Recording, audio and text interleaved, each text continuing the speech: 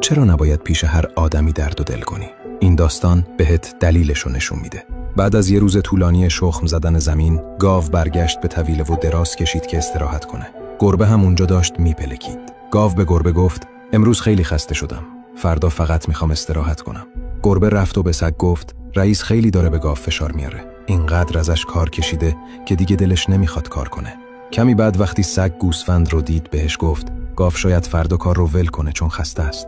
گوسفند پیغام رو به خوک رسوند. گاو از فردا دیگه کار نمیکنه چون کارش سخته و رئیس هم با شلاق میزندش.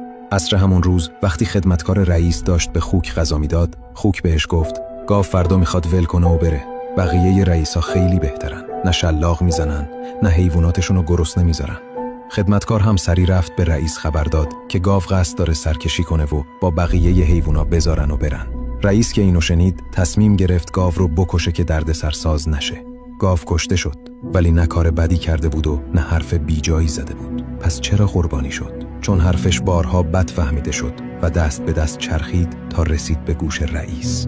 درد و دل کردن با یه سری آدما هم همچین نتیجه‌ای به دنبال داره. بعضیا فقط بهت گوش میدن تا بعدن از حرفات برای سرگرم کردن بقیه استفاده کنن و فقط خدا میدونه چقدر حرف از خودشون در میارن و به عنوان حرفایی که تو زدی برای بقیه تعریف میکنن. بعضی وقتا بهترین کاری که میتونی بکنی ساکت بودنه.